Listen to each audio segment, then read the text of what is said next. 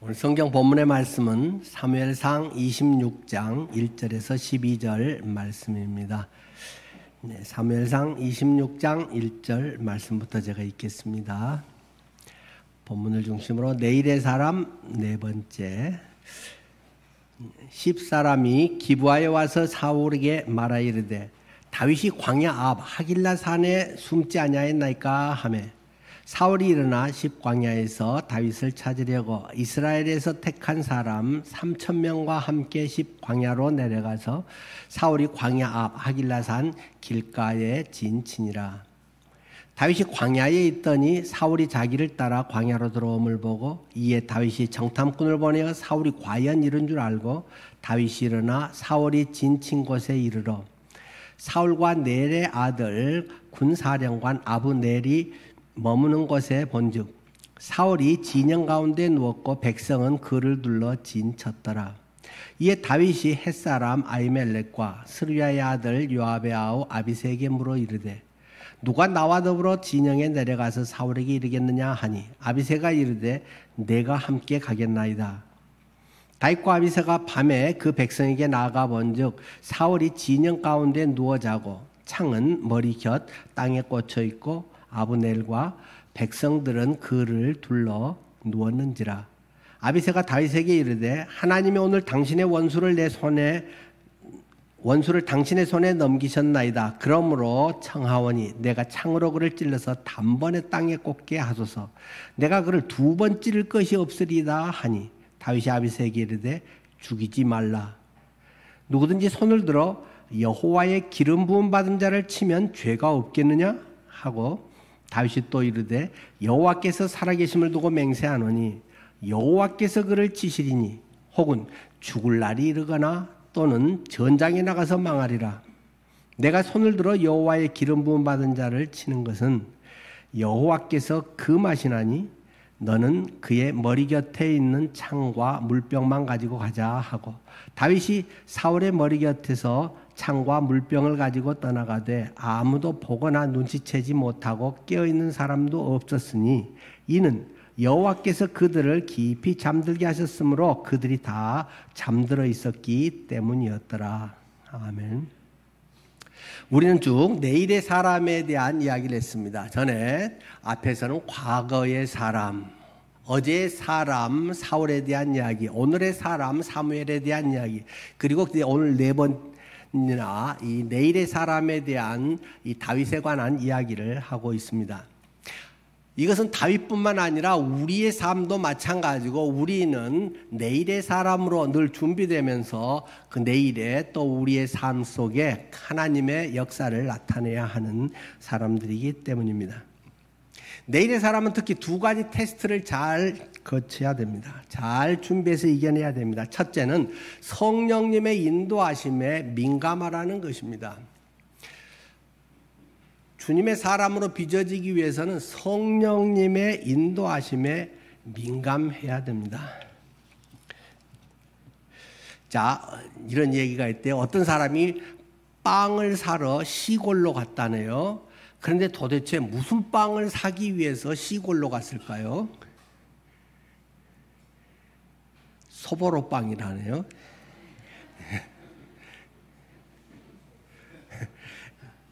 예, 이런 거를 아재 개그라고 이야기를 하죠. 근데 요새는 아재 개그라고 말하면 또 그 사람도 아재라네요. 요즘은 그것을 탈무드라고 이야기를 한다면 그러네요. 무드를 벗어난 무드 없는 탈무드, 예, 탈무드 개그가 되겠죠. 자, 우리가 서로 대화를 하고 뭐 유머 감각이나 편하게 하는 데서도 이런 어떤 그 센스, 그런 뭐 언어의 감각 이런 게 필요하겠지만 그런 거 뭐 있으면 재밌고 없어도 아무 상관없지요. 그런데 꼭 갖춰야 될 중요한 것이 영적 감각입니다. 영적 센스. 우리가 센서가 잘 작동하지 않으면 큰일을 당하게 됩니다. 아마 여러분들이 사는 특별히 아파트 같은 이런 큰 건물은 다 화재 경보기가 있잖아요. 제가 지난번에 아내랑 밖에 나오는데 화재 경보기가 막 울립니다. 이거 다시 집에를 들어가야 돼, 말해야 돼. 아직 정문도 아파트에서 나오기 전인데 한참 화재 경보기에 뭐 불안하게 울리잖아요. 막 하면서 에이 가자. 근데 그 뒤로도 한두 번 그런 일이 있었는데 그게 센서가 고장 나가지고 너무 민감하게 해서 울렸더라고요. 그래서 이제 그거 뭐 수리가 됐습니다만은 너무 민감해도 문제지만 화재가 났는데 센서가 작동을 안 해서 가만히 있으면 그 집은 홀랑 다 타버리겠죠. 근데 우리는 영적인 게 너무 민감해서라기보다는 대부분은 둔해서 많은 문제를 갖게 됩니다. 영적인 거가 뭐가 있는지 없는지조차도 감이 안 오는 경우들도 있잖아요. 자, 성령님에 대한 이야기를 지금 하는 것인데요. 성령님은 인격이십니다. 성령의 능력 자칫하면 그것은 성령의 파워, 그래서 뭘 일을 할 수 있고 막 안 되는 걸 되게 하고 이런 면이 분명히 성령은 하나님의 전능하심이 있기 때문에 가능하지만은 그것보다 중요한 것은 성령님은 인격이라고 하는 사실입니다. 성령님은 슬퍼하기도 하고 기뻐하기도 하십니다. 성령님은 우리의 마음을 때로는 불편하게 하기도 하십니다. 성령께서 내 안에 계셔서 우리 사람이 느끼는 거죠. 희노애락 같은 이러한 것들을 성령께서도 어떤 일에 우리 애를 보면서 기뻐하기도 하고 어떤 일에 너가 왜 그러니 계속 그러고 있으면 되겠니 하고 안타까워하기도 하시고 슬퍼하시기도 하고 격려하시기도 하고 성령은 인격이다라고 하는 사실이 매우 중요한 것입니다. 또 하나의 성령은 예민하다는 것입니다. 아까 화재 경보기가 아주 둔하다. 불이 나는데도 깜깜하고 있다. 그러면 화재 경보기는 있으나 마나한 것이죠. 우리는 오순절 성령 강림으로 인해서 성령께서 우리 안에 쏙 들어와 계신다.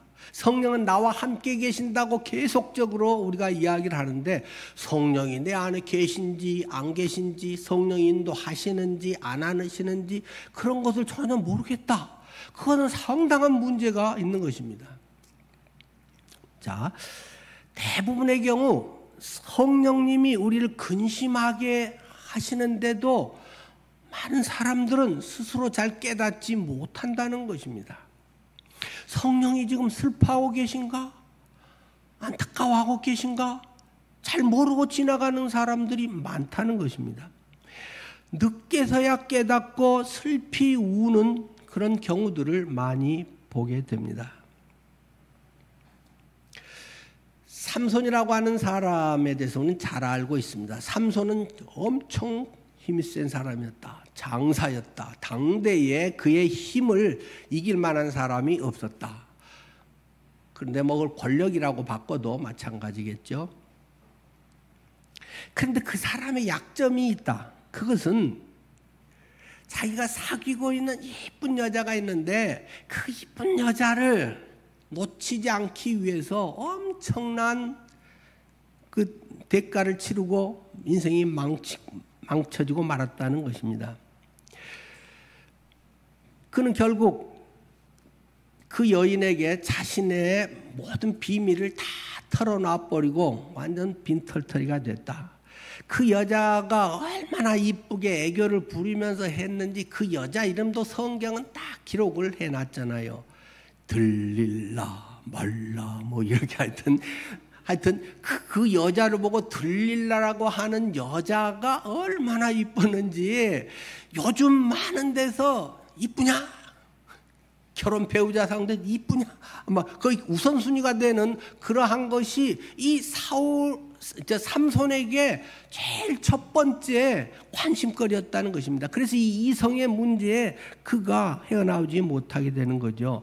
비밀을 털어놓고 그가 잠을 자고 났다는 것입니다. 사사기 16장에 있죠. 그런데 그가 깨어났더니 머리가 빡빡 다 깎여버렸다는 것입니다. 완전 빡빡머리가 돼 있었는데 잠을 이제 깨게 되죠. 사사기 16장 20절입니다. 들릴라가 이르되 삼손이여 블레셋 사람이 당신에게 들이닥쳤느니라 하니 삼손이 잠을 깨며 이르기를 내가 전과 같이 나가서 몸을 떨치리라 하면서 헐크처럼 이것들이 내가 누군데 하면서 딱 폼을 재고 나가는데 여호와께서 이미 자기를 떠나신 줄을 깨닫지 못하였더라.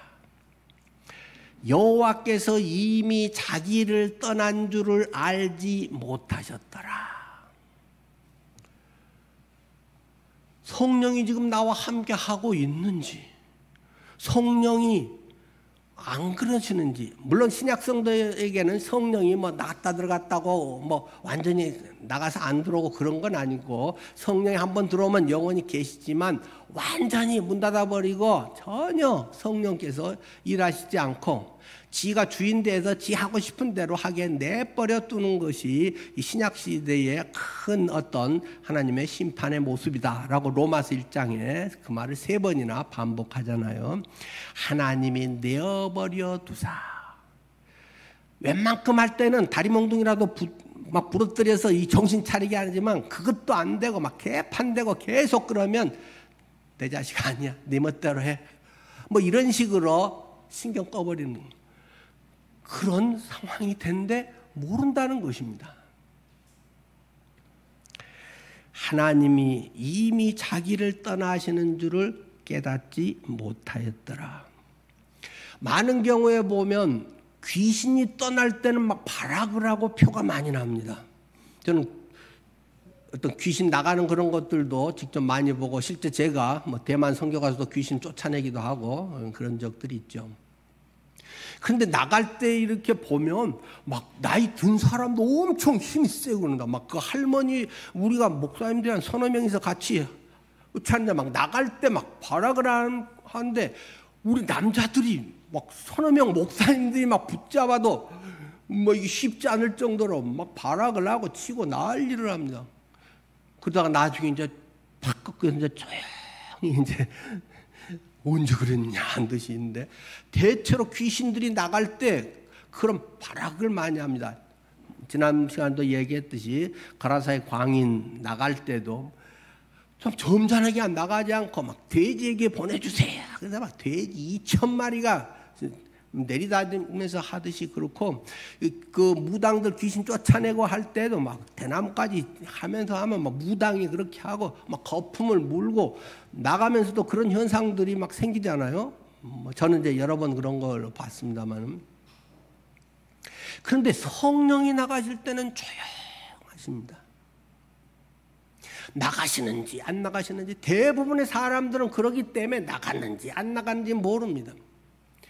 여전히 그는 직분이 그대로 있고 하는 일도 그대로 하고 기억력도 그대로 있고 성경 암송해 놓은 거나 성경 지식도 그대로 있고 옆에서 전혀 알 수가 없습니다. 본인도 잘 모릅니다. 왠지 마음은 평안치 않고 왠지 누가 좀 얄밉고 재미가 없고 뭐 이러네 저러네 막 비판적인 이런 마음은 계속 생기면서도 여전히 성령이 나와 함께 하시는 것으로 착각하고 있는 사람들이 많습니다. 성령이 오늘 우리와 함께 계시고 있다고 하는 것은, 저는 지난번에도 내비게이션의 그 비유를 들어서 설명을 한 적이 있습니다. 성령이 내 안에 계시다고 하는 것은 엄청난 특권이고 능력입니다. 너무 유용한 것입니다. 많은 사람들은 여전히 그냥 성경의 말씀을 좋은 교훈으로 어떤 내 마음에 새길 아주 귀한 어떤 가르침으로 여기고 사는 사람이 많습니다. 맞습니다. 그러나 그것 정도만이 아니라는 것입니다.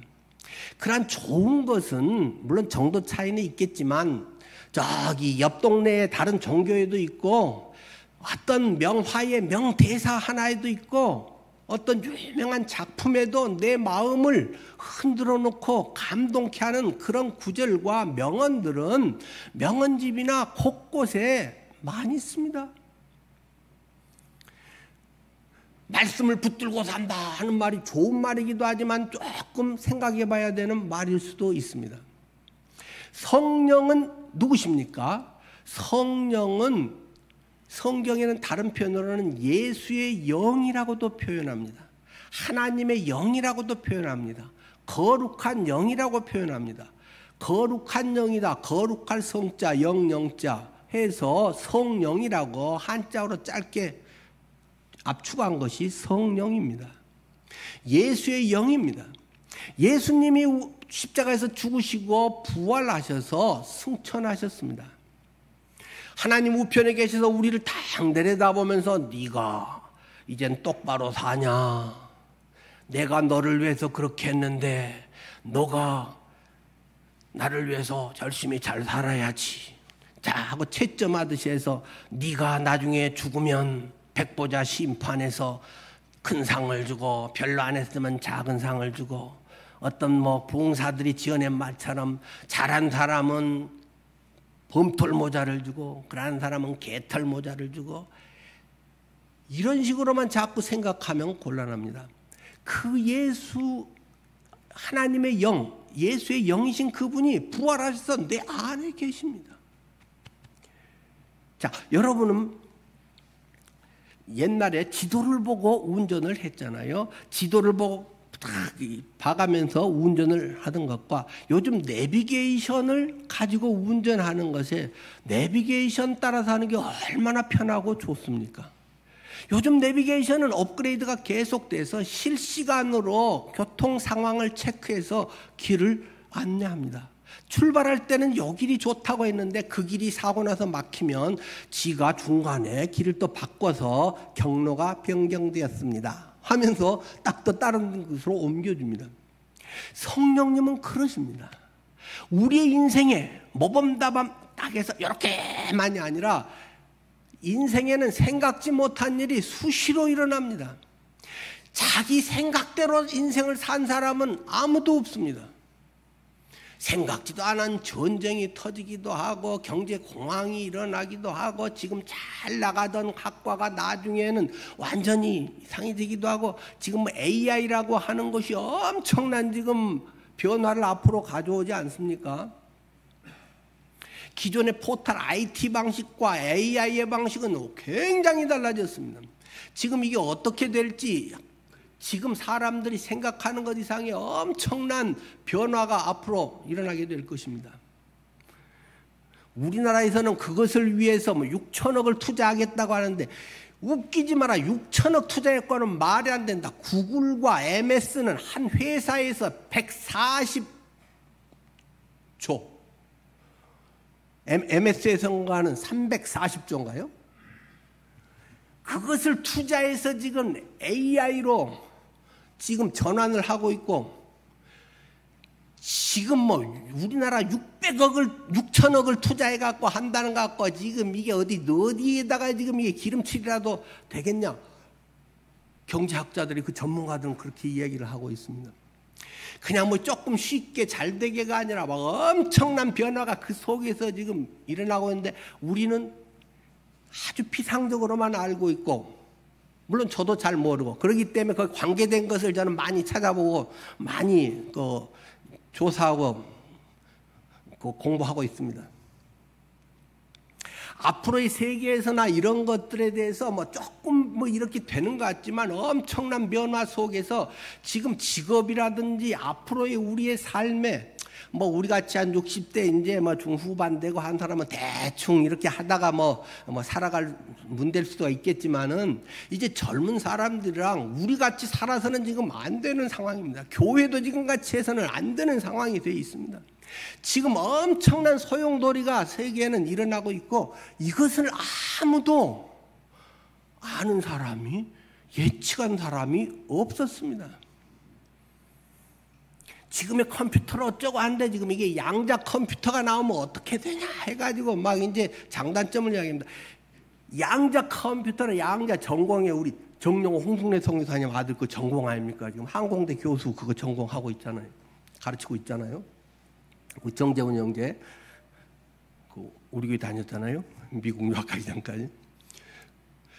지금 컴퓨터 뭐 이게 퍼스널 컴퓨터라든가 지금 웬만한 이런 슈퍼 컴퓨터하고 양자 컴퓨터의 이런 처리 방식은 아주 다르다는 것입니다. 이진법의 이런 처리와 양자 컴퓨터의 지금 처리 방식은 굉장히 다릅니다.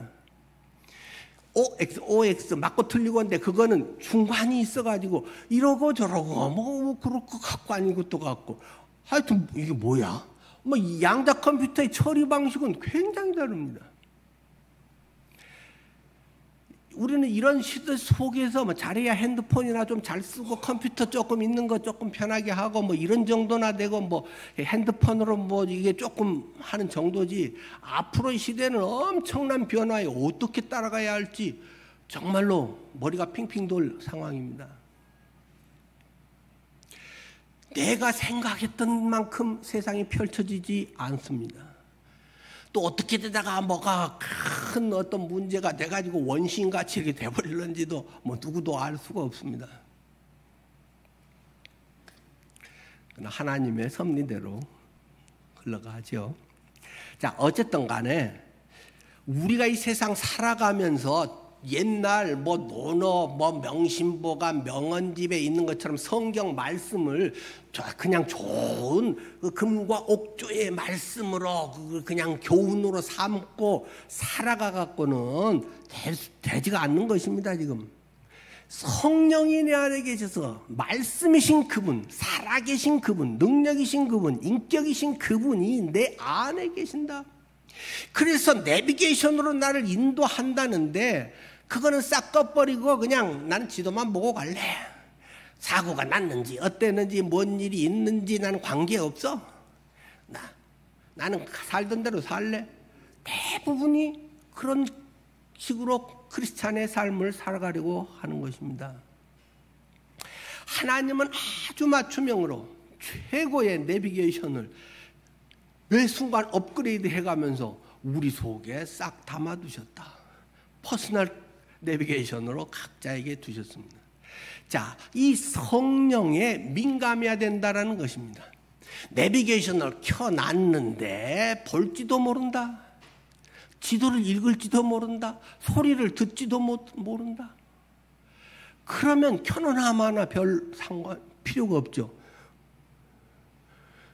저는 지난번에 이제 전에 그 일본에 갔을 때 그 내비게이션 하고 한데 이제 저는 그 왼쪽 운전이랑은 이제 못합니다만은 안 해봤으니까 그 거기서 뭐 1호로 뭐라고 하면서 막 지도가 나와가지고 하는데 저는 거기 처음 가본 데라서 뭐라고 하는지 내비게이션이 뭐라고 하는데 뭐 여자가 뭐 상냥한 목소리로는 하는 건 알겠는데 무슨 말인지도 못 알아먹겠고 지리도 모르니까는 가면 다 벌써 지나가 버리고 뒤에 앉아갖고도 뭐 있는 게 좋긴 하는 것 같은데 아무 도움이 안 됩니다. 성령께서 지금 우리와 함께 한다고 막 계속 김효연 목사는 막 설교 때 성령께서 어쩌고 하는데 그건 그건가 보고 나는 살았던 대로 하나님 뭐 말씀 내가 좋아하는 말씀 몇 개 그거나 딱 하고 그냥 살아갑니다. 삶의 변화도 별로 없고 능력도 별로 없고 인격도 별로 달라지지도 않고 그렇게 살아갈 가능성이 많다는 것입니다. 성령에 민감해야 됩니다. 삼손이 지금 머리가 빡빡 다 깎여버렸는데도 힘의 근원이 그의 머리에서 이게 자라면서 나게 삼손의 경우는 뭐 삼손의 경우만 그랬어요. 그렇게 해서 잘렸는데도 모른다는 것입니다. 내가 지금 하나님께서 제껴졌는데도 모른다는 것입니다. 제가 하나님께서 딱 제껴지면 설교를 갑자기 못할까요? 입이 벙어리가 돼서 못할까요? 몇십 년 설교를 했는데 아마 여러분은 눈치 못 챌 정도로 기가 막히게 더 멋있게 할 수 있을 것입니다. 더 재밌는 예화를 넣고 뭘 어떻게 하고 뭐가 이러고 저러고 막 붙여서 하면 와. 그런 설교도 많이 있습니다. 시중에는. 성령께서 정말 임재하셔서 하는지, 내가 지금 성령의 임재 가운데 있는지 없는지 본인조차도 모르고 그냥 신앙생활에 그냥 열심히 성실하게 그냥 그렇게만 살아가는 사람들이 많다는 것입니다. 그거는 굉장히 중요한 덕목이지만은 성령이 내 안에 계신다, 말씀이 계신다, 내 안에 하나님의 말씀은 살아있고 활력이 있어서 운동력이 있어서 꿈틀꿈틀해서 좌우의 날이 시퍼렇게 서 있는 어떤 검보다도 더 예리하다. 그래서 혼과 영과 및 관절과 골수를 찔러서 쪼개기까지 하며 또 마음의 생각과 뜻을 판단하나니, 뭐가요? 하나님의 말씀이, 성령께서 이 말씀을 통해서 그렇게 하는데 그냥 좋은 말씀, 그냥 맹맹한, 저건 내 마음에 드네, 저거는 조금 마음에 두고 아니면 말고, 이렇게 신앙생활을 해서 하나님의 임재, 하나님의 살아계심, 하나님께서 나를 통해서 뭔가를 일하고 하나님의 역사를 경험할 수 있겠습니까? 기독교는 체험의 종교입니다. 그러나 많은 사람들은 감정이 우선할 가능성이 있기 때문에 말씀 중심이 되어야 된다라고 우리가 늘 강조를 합니다. 말씀에 기반하지 않은 체험이라고 하는 것은 그거 아주 잘못될 가능성이 많기 때문이죠. 그러나 그것은 상당히 위험한 표현입니다. 말씀만으로가 아니라 말씀 자체를 통해서 엄청난 기쁨을 얻게 됩니다. 슬픔이 해소됩니다. 회복의 능력이 생깁니다. 늘 제가 서울대 얘기를 하는데, 이제 어느 고유명사가 아니라 보통명사로 가장 최고의 우리가 바라는 것을 대표적으로 얘기하는 겁니다.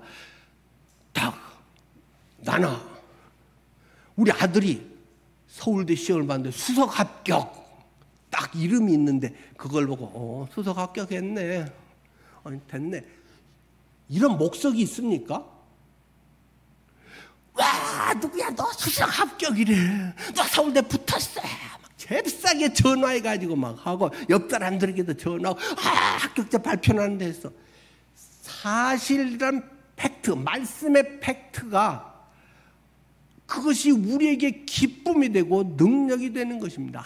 하나님께서 날 위해서 십자가에서 죄를 다 해결해 버렸대.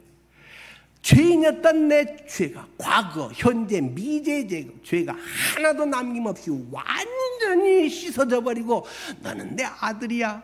네가 지금까지 살아온 건 그렇지 못했을지라도 내가 너를 사랑해서 죄값을 내 아들 예수가 다 지불했어. 나는 이제 내 새끼 됐어. 내 호적에 등록시켰어. 내 상속도 네가 이제 받을 수 있어. 내가 항상 너를 책임지고 너와 함께 해줄 거야. 네가 필요할 때 외롭지 않게 해줄 거야. 주님이 그렇게 말씀하셨는데, 구원을 받고 구원에 대해서도 주님이 우리의 죽었단데 내 이제 용서됐대, 난 죽으면 천국 간대, 이런 목석이 있을까요? 구원 못 받았기 때문입니다. 안 믿기 때문입니다. 그냥 지식에 남 얘기처럼 되는 것입니다. 내 자식이 그렇게 막 합격했어도 막 좋아서 막 내 밥 살게 막 이렇게 나올 판인데, 합격했대, 됐네 뭐. 사실 그 팩트라고 하는 것은, 성경 말씀의 진리라고 하는 것은 기쁨을 주는 것입니다. 확증을 합니다. 안정감을 줍니다. 평강이 있게 합니다. 말씀 이성과 감성의 이것은 둘이 별개가 아니라 합쳐져 있는 것입니다. 그러나 엉뚱한 것을 믿어갖고, 누가 사기꾼이 장난으로 써놓은 거를 믿어갖고 그런다면 바보 되는 거지만은, 공식적인 그런 발표문에 딱, 컴퓨터에 딱 합격 축하합니다 하면서 딱 뜨면, 안 기쁜 사람은 그 좀 병원에 가봐야 되죠. 예수의 그 구원의 십자가, 나를 위해서 죽으셔서 예수님이 나 같은 사람을 위해서 죽으셔서 했다는 사실이 설렘이 없다, 감동이 없다, 눈물이 없다, 하루도 기쁨이 안 간다? 가짜입니다. 그럴 수가 없습니다. 없기 때문에 모르는 것입니다. 자꾸 우리들 속에 예수에 대한 생명이 실제로 경험되면 알 수밖에 없습니다. 누가 안 가르쳐도 그거는 아는 것입니다. 당신이라도 구원 받았습니다 라고 안 가르쳐줘도 막 구원 받았네? 난 하나님 자녀네? 와, 내 죄 하나도 없다고 됐네? 그냥 아는 것입니다. 없기 때문에 모르는 것입니다. 뭐 생전 한 번도 복음이라는 것이 없었다거나 뭐 그런 데서 갑자기 뭐 한 500년 전에 어떤 살던 사람이 어디서 산에서 뭔 얘기를 듣고 처음으로 들으면 뭔가 이럴지 모르지만 적어도 오늘날 기독교가 뭔지 예수님이 누군지에 대해서도 들은 사람이 그런 것이 없다고 하면 진짜일 리가 없습니다. 기독교라고 하는 교리, 기독교의 종교적인 그것을 그냥 간직하고 나는 기독교인이냐고 살아갈 뿐이지 자신에게 물어보면 압니다. 내 안에 진짜 기쁨이 있냐? 왠지 의연하냐? 왠지 죽음도 그렇게 두렵지 않니? 당연히 누구나 순간은 두렵지만은 이 세상 끝난다면 두려워해야지 안 두려워할 수가 있겠어요? 영생이 있다며 탈피를 해서 오히려 애벌레의 삶이 날개를 달고 난다며 영생이 있다며 하나님과 함께 한다면 다만 한 가지 이 세상에 함께했던 정든 사람들을 잠시 내려놓고 못 본다는 그 인정의 정에서의 아쉬움이야 있지만은 또는 내가 좀 책임져 줘야 되는데 어린 자녀를 놓고 간다면 그런 안쓰러움이 있지만은 안 믿는 사람의 죽음관과 믿는 사람이 죽음 앞에서 그리 너무 막 벌벌벌벌 죽으면 뭐 끝난 것 같이 너무 그러지 말아요. 인간적으로는 그런 것에 대해서 충분히 공감하지만 부활의 소망이 있고 내 속에 예수의 생명이 진짜로 있다면 남이 어떻게 해도 슬픕니다마는 괜찮습니다. 천국에서 우리 만날 거예요. 지금까지 삶을 내가 그냥 뭐 잘 산다고 했어도 잘 했지만은 저 사람 목까지 내가 정말 더 가치 있게 살다가 갈래요. 지난날의 삶의 가치 정말 혼신의 힘을 다해서 못 산 게 좀 아쉽네요. 그리스도인의 고백은 이런 거 아닐까요? 내 안에 진정으로 예수의 생명이 있는가? 영생과 부활이라고 하는 것이 종교적 추상의 개념의 단어인가? 경험인가? 우리는 질문해야 됩니다. 당연히 인간적인 그런 마음이 있고 옆 사람들이 그런데 괜찮아 천국 가잖아 이런 말은 하지 말아요. 옆 사람들은 그런 말 할 거 아니에요. 자기 일이 되고 남의 일은 천지차예요. 그러나 당사자는 의연할 수 있어야 됩니다. 믿음의 사람들은 의연할 수 있어요. 아픔이 고난이 내게 오히려 유익이라고 하신 말씀을 체험합니다. 정말 힘듭니다. 아픕니다. 정말 고통스럽습니다. 그러나 그 속에 하나님의 귀한 뜻이 있고 하나님이 그것을 통해서 이루시고자 하는 분명한 더 놀라운 일이 있겠지요. 또 그것을 조금씩 깨달아가고 있습니다. 지난 시간에 내 많은 시간들이 너무 나를 위해서 살고 내 자식들에 뭘 잘되고 뭘 남보다 더 잘한 것을 내 자랑거리로 여기고 내가 얼마를 더 모아서 뭐 준비해 놓은 것이 내가 뭔가 능력으로 생각했던 것들을 좀 후회가 되네요. 그것도 잘한 거긴 하지만은 내 인생이 꼭 그렇게 살 거 아니었는데 좀 더 베풀 걸, 좀 더 가족과 행복한 시간을 가질 걸, 좀 더 다른 사람과 손잡고 나아갈 걸, 뭐 껄껄껄 하는 그것들은 뭐 없이 뭐 자기개발서 나오지 않습니까? 우리의 신앙이라고 하는 것에 그러한 성령님의 인도하심을 민감하게 깨닫고 그 속에 위로와 능력이 있습니다. 이것이 교리로 되겠습니까? 위로를 뭐 말로 해가지고 뭐 성경 구절을 몇 개 제가 설명을 해가지고 뭐 그렇게 해서 되겠습니까? 그것을 개인의 신앙이라고 합니다. 그 사람의 믿음이라고 이야기를 합니다. 빈손으로 왔으니 빈손으로 돌아가는 것이 인생임을 우리는 잘 알고 있습니다. 마치 이 세상에 어떤 것도 내 것은 없습니다. 물질뿐만 아니라 사람도, 내가 난 자식도 내 것은 아닙니다. 인생 떠날 때의 모습은 거의가 다 똑같습니다. 현대인들의 거의 모든 모습은 요양병원 아니면 병원의 중환자실에서 떠납니다.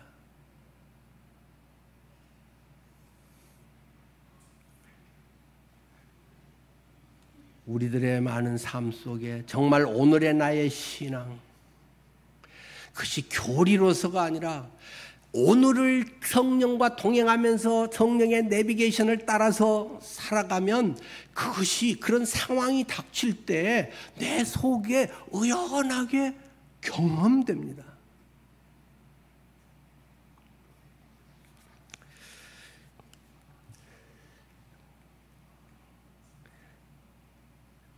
우리가 주님 앞에 바로 서 있지 못할 때 성령님은 조용히 떠나십니다.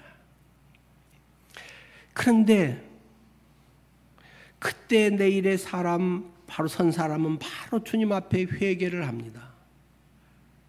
양심의 가책을 느낍니다.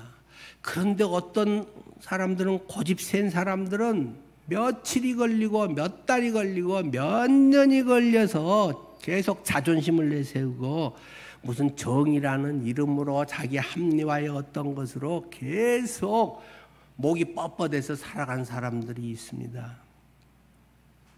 자주 제가 이야기하잖아요. 여러분은 부부싸움을 해보셨습니까? 부부싸움을 하면 얼마나 오래 갑니까? 늘푸른 교회에서는 부부싸움을 하면 적어도 30분을 넘기지 말자. 성경은 우리 아주 미성숙한 사람도 있기 때문에 해지도록 분을 품지 말라고 꿈자리 사나우니까 해지기 전에는 풀어라고 얘기를 하지만은, 그래도 늘푸른 교회에 좀 성숙한 성도들은 30분 이상 부부싸움을 하고 서로 말을 안 하고 뭐 토라져 있고 밥을 안 해주고 또는 집을 나가버리고, 그런 사람은 늘푸른 교인이 아마 아닐 것입니다. 조금 더 이야기하면 5분 이상 지내지 않기를 바랍니다. 부부싸움하고 5분을 넘기면 그때부터는 오만 가지 생각이 납니다. 막 섭섭한 마음이 막 생깁니다. 내가 자기한테 얼마나 잘했는데, 내가 전에 이랬는데 나한테 이럴 수 있어 없어, 뭐 내가 뭘 잘못했다고, 자기가 더 잘못해서 먼저 그런 거잖아, 막 오만 가지 자기 합리화에 하고 막 서운한 마음이 막 생깁니다. 5분 안에 여보 내가 제정신이 아닌가 봐.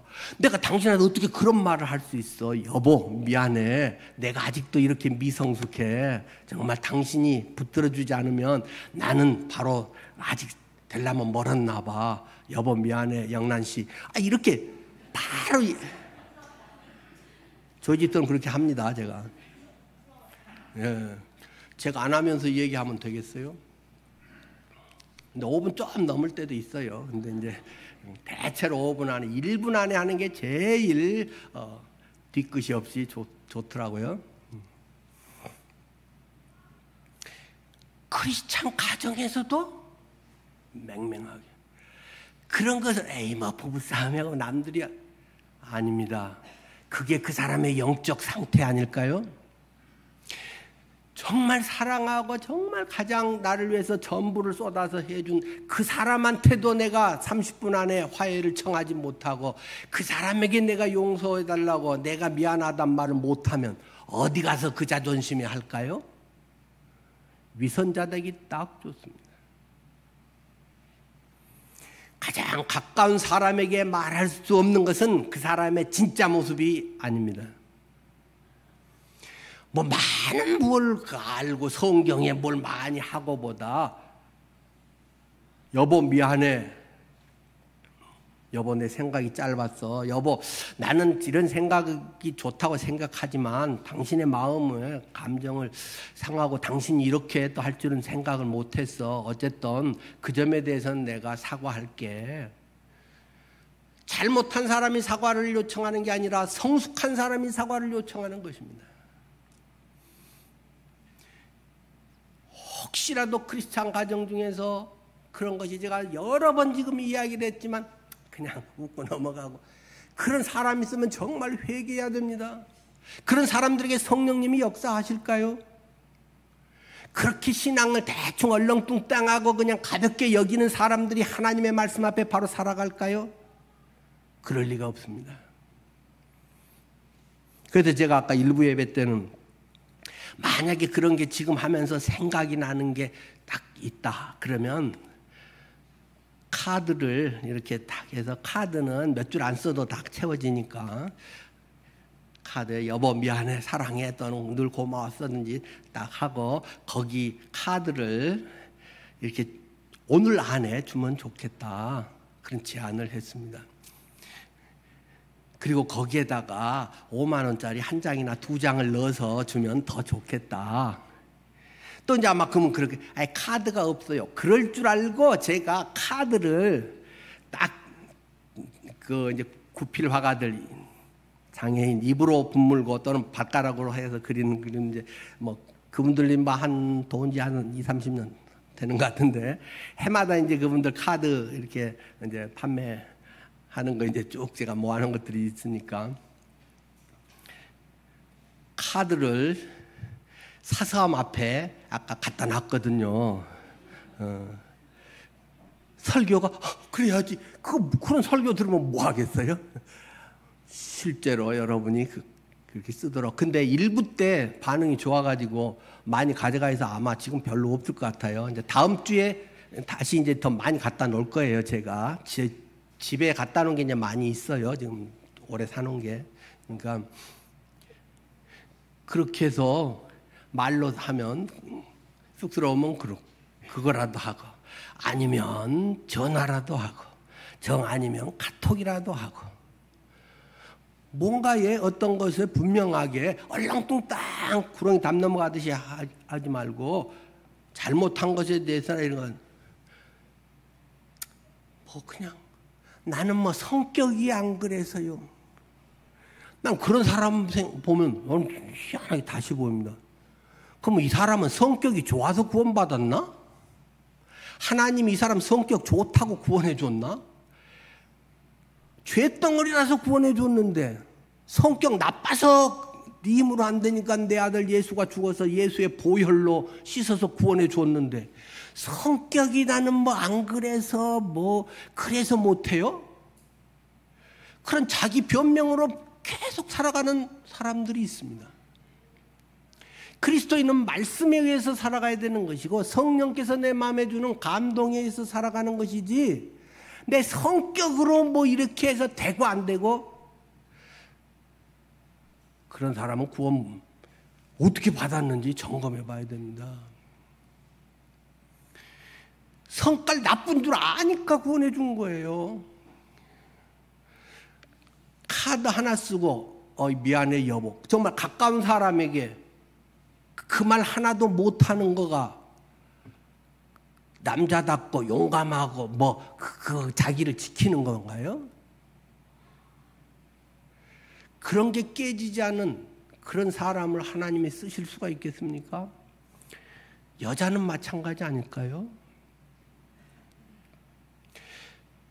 지난 금요일 날 우리 영상 보면서 처음으로 무슨 노후 문제에 대한 걸 올렸는데 뭐 노후 대비 잘하라고 꼭 그런 것은 아니고 잘 들어보시면 의미가 있겠지만 아시아에서나 우리 이혼율이 대한민국이 1위다. 대한민국의 이혼율이 1인데 우리나라 이혼의 거기 비율 중에서 만 65세 이상의 노인들의 이혼율이 36.7%인가 36, 7%가 이혼한 사람들의 거의 4명 정도가 65세 이상의 황혼 이혼자들이 지금 대한민국의 이혼 현실이다. 뭐 그 이야기 거기에 나오잖아요. 크리스찬들이 뭐 이혼해도 됩니까? 안 됩니까? 이런 수준의 질문을 하고 있으면 될까요? 정말 자존심이고 뭐고 예수가 십자가에 못 박혔는데 내가 그리스도와 함께 십자가에 못 박혔나니 그런즉 이제는 내가 사는 것이 아니오 오직 내 안에 그리스도께서 사시는 것이라고 찬양을 하고 구주와 함께 나 죽었으니 구주와 함께 나 살았도다. 설교 찬송을 그렇게 부르면서도 나는 여전히 뻘뻘 살아있다. 나의 성깔대로 한다. 살아온 대로 계속 부부가 대하고 있다. 자녀와의 그런 관계가 계속 그렇게 돼 있다. 그게 예수 믿는 사람의 모습일 수가 있겠습니까? 그런 전설 따라 삼천리 같은 사건이 일어날 수 있겠습니까? 없습니다. 그럴 수가 없습니다.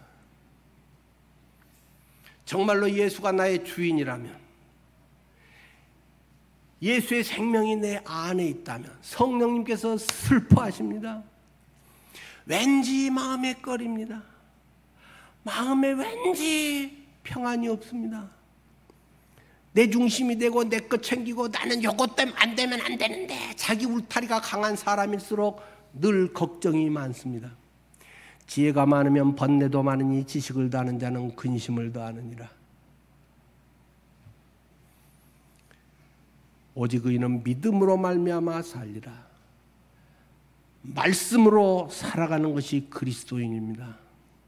다른 어떤 것에 뭐 성격이고 환경이고 뭐 당신이 내 집장이 돼 봤어 안 돼 봤어 그런 소리를 하고 있는 것은 자기 합리화하고 죄만 더 크게 키우는 것입니다. 이 오늘 본문의 이런 말씀 속에 여러분들의 삶에 주님의 무언가의 음성이 꼭 들려지기를 바랍니다.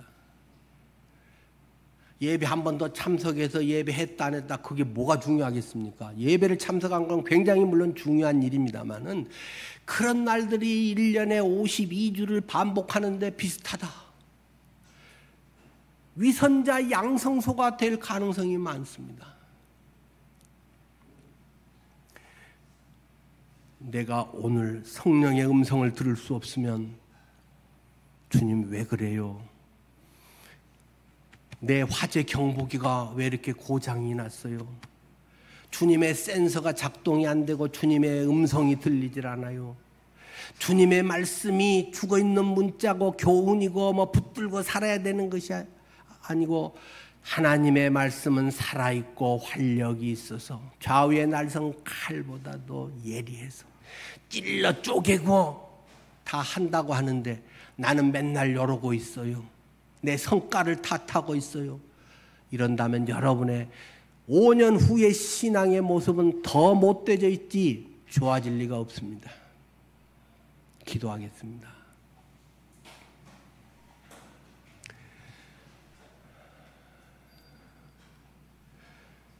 설교는 성경 공부 시간도 아닙니다. 뭘 여러분들의 귀를 즐겁게 하는 시간도 아닙니다. 오늘 이 설교가 몇몇 분에게는 가슴에 깊이 잘 박힌 못이 되기를 바랍니다. 모든 사람이 그렇게 되기를 기대하지는 못합니다. 그래도 하나님께서는 오늘 이 자리에 불러주신 분들에게 꼭 들어야 할 분을 분명히 몇 사람 보내셨을 것이고 그분의 삶 속에 지진이 일어나기를 바랍니다. 늘 그대로 살고 그냥 습관적으로 슬펐다가 안 그래야지 했다가 또 그런 반복하는 사람들에게 하나님께서 큰 변화의 우레와 같은 말씀으로 지진을 일으켜 주시기를 간절히 바랍니다. 사랑하기 때문에, 바로 서야 되기 때문에, 그 가정이 회복돼야 되기 때문에, 우리들의 자녀들이 온전케 바로 세워져야 되기 때문에 하나님께서는 불러 말씀하시지 않을까요? 하나님, 정말 저희들 모습을 주님은 다 보고 계시는데, 또 참 저같이 허물투성이가 이렇게 목소리를 높여서 설교를 했습니다. 제가 다 그렇게 살지는 못하지만 정말 저는 그렇게 살고 싶습니다. 하나씩 조금씩은 그렇게 또 사라짐이 감사합니다. 성경을 교훈으로 받아들이는 정도에 머무르지 않게 하시고 생명의 말씀이 나의 영혼을 치료하고 회복시키게 하옵소서. 예수님 이름으로 기도드립니다.